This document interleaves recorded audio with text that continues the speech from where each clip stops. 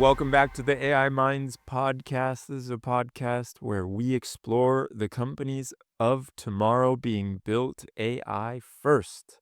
I'm your host, Demetrios, and this episode, like every episode, is brought to you by DeepGram, the #1 text-to-speech and speech-to-text API on the internet today, trusted by the world's top conversational AI leaders, startups, and enterprises, some of which you may have heard of, including Twilio, NASA, Citibank, and Spotify.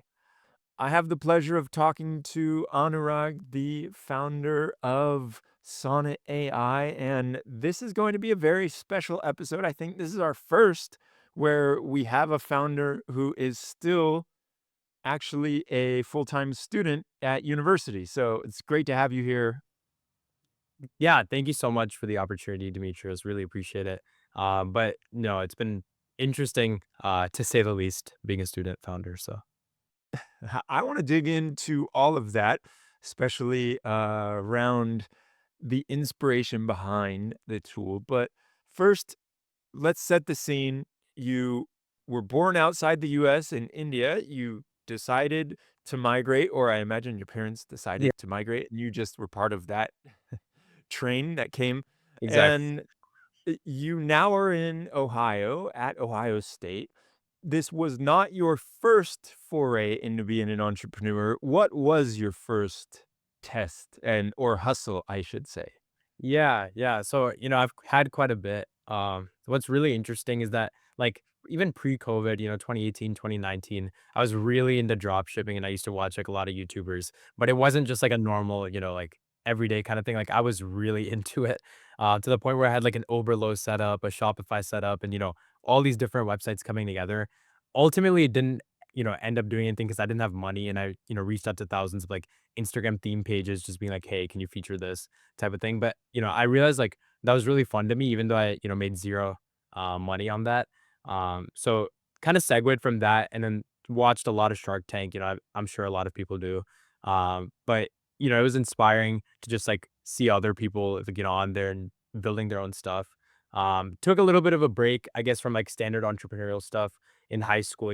There's a lot of different things. I started a STEM club at my high school. But again, not really for monetary value. Um, but yeah, it's been a journey. Got into college and realized that I definitely do want to do an entrepreneurial pursuit, whether it is more in software or something else. Because I was kind of late to the so I'm a CS and math major, and I was kind of late to the, I guess, computer science trend. I really didn't know what to do with my life for a while. I realized I wanted to do CS like late senior year after I did like an AI camp. So it was definitely, like, unorthodox, getting into CS. So I've been through college, and I will say that I understand how you can do both a company and college at the same time because the classes are incredible. You get to do whatever you want for a little while, depending on your major, I guess, and depending on which school you're going to, but it is much different than high school. How have you been balancing the two as you're trying to focus on launching a startup and also learn more technical skills and all of that fun stuff? Yeah, to be honest, I haven't, been balancing it, to say the least. I'm not the most structured person, so sometimes I'm late to kind of facing the problem. Like I just, as soon as I get it, I just kind of sometimes have to wing it. So, while I'm doing college and the startup and a couple other things, doing a part-time internship as well. Oh, I wow. kind of realized the most important like thing throughout all this is more like mind space instead of just even like time. For me, like I'm constantly thinking about like, the startup when I'm doing something not startup related at all. And I realized like that's kind of where I want to be in terms of like, really focus on the startup. So prioritization has been a huge deal for me. And sacrificing some other things that I really like to do the startup. Mhm. I feel like in college, it is like literally something new pops up every second of the day, type of thing. So it's been interesting, but I think I've been able to kind of face stuff head on as they come. But definitely trying to build a structure for the longer term. What was the inspiration behind Sonnet AI? And when did you formally start it? Break down the story of getting into it. Yeah, of course. Great question. So I wasn't the first code writer on Sonnet. There were previous co-founders who, had like a initial idea, an app, but we realized, we wanted to take it further than that. So me and my dad actually, started working on it. My dad was more of just like a, advisory role, and he helped me out with a lot of things. But being technical, kind of revamped the product, which me and my developer that I also have did. So we were able to develop and revamp the product and, launch it for a different target audience. Actually got into the Techstars Spring Columbus cohort, and I'm in that right now. What was the original product aimed at, and how did you change it? Yeah, so it was very sales focused, and less. So I'll get into the company as well, but it was a little less like audio focused, very like sales reach outs for like B2B companies. And now we're transitioning more to the legal side and also startup teams. So founders, we've been seeing a lot of organic growth throughout them. But pretty much that was the initial idea. Really trying to see where our organic growth is getting to us. We haven't spent any money on advertising, but we've been seeing a lot of founders and startup teams emailing us, really loving the product. Some have, differing opinions on features, but it's honestly been really cool to get user feedback because I feel like in college, you're not really getting user feedback. You're building a project for a class, calling it a day type of thing, right? Which is not a bad thing, but it's definitely a different perspective. And I feel like for me, I learned the best by actually doing something and, getting feedback on it. Sounds very cliche, but I think in a startup, that's literally, the best advantage you have, right? You can like hear something today from someone and build it like the next minute instead of having to go through a rigorous process. Um, that being said, I'm not the best developer, still learning, a lot of things.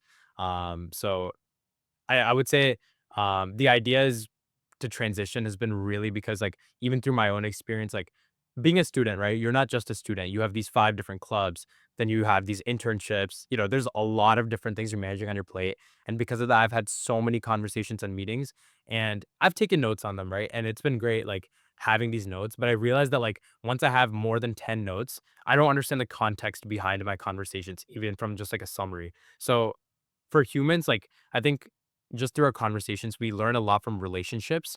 And, through conversations, you're building relationships, understanding the person more and more. And that's like the idea behind Sonnet. And what we're trying to do is really build relationships from conversations, right? So more than just generic, summaries and notes, we want to be able to tie conversations you've had to a person so that you're able to understand like the who, what, why, more than just, okay, what did I talk about with this person at this standalone meeting?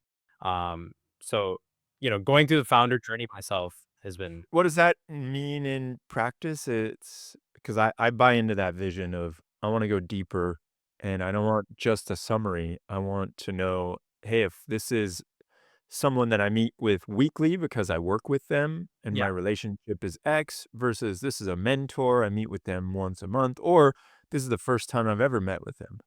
Yeah.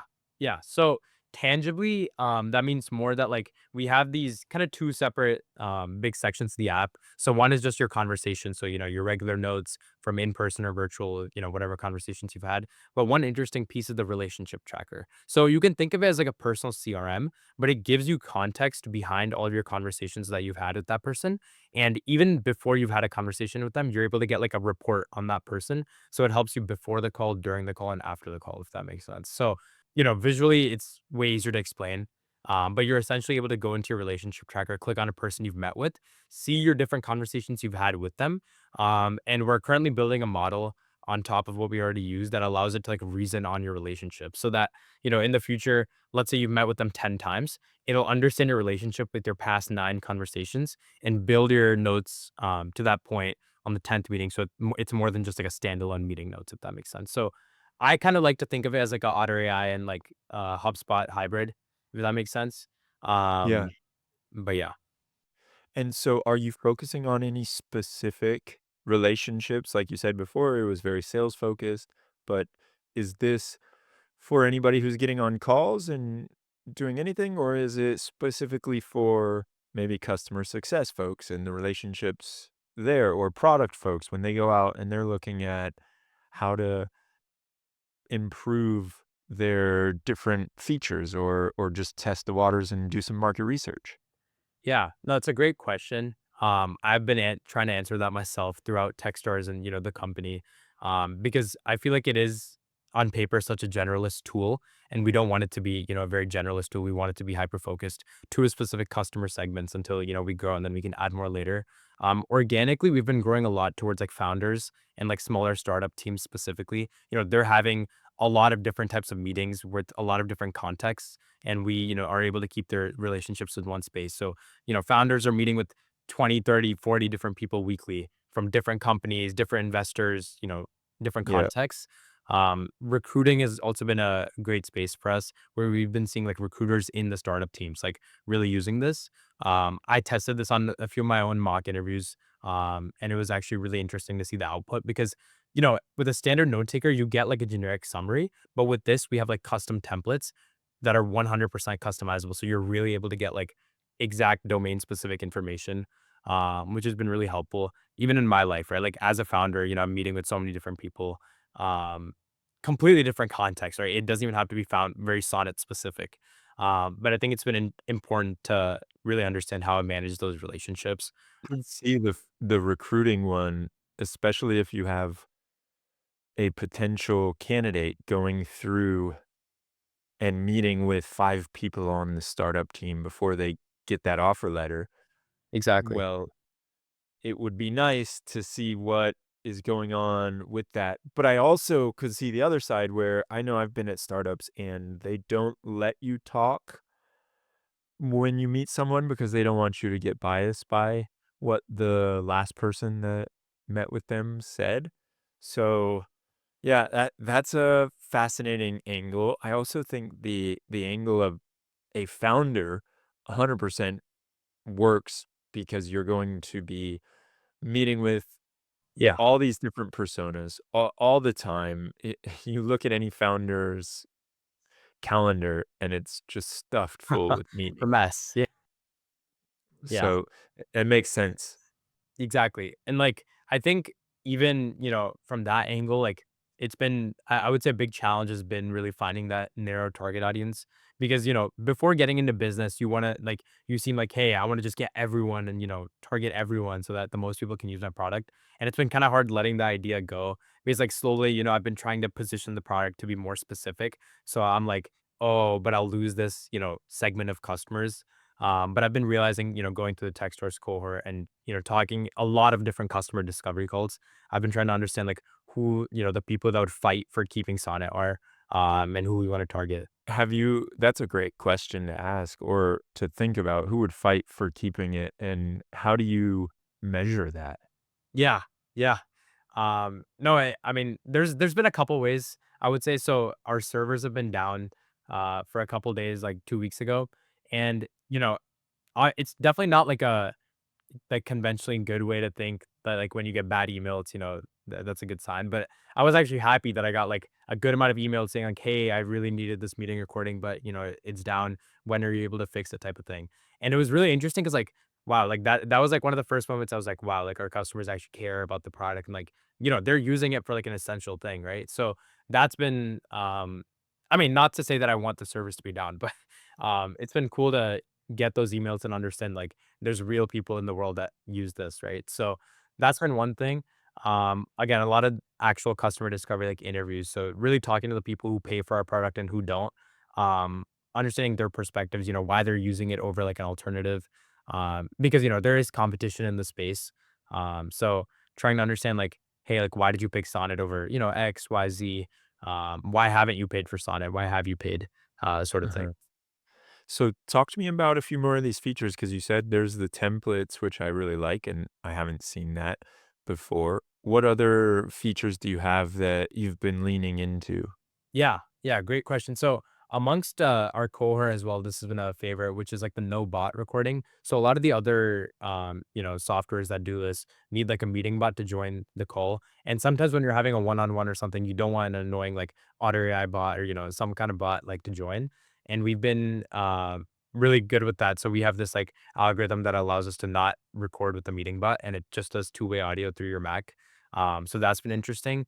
Another thing is like with our notes themselves, we can create like visual notes. So instead of just, plain text, we have like tables, graphs, timelines, concept maps that it can create relatively, hands free. You just literally just change the template to whatever you want, which has been interesting.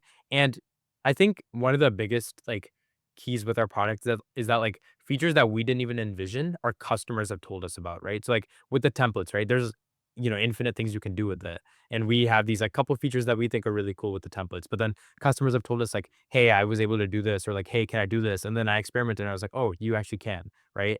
And, I think all of that gets tied into the relationship tracker, and that's really the key piece between our product, right? It's like notes are cool, but relationships are better, right? You need to actually have a context to those notes, and that's really what we've been trying to hone in, um, while staying away from calling ourselves a CRM per se.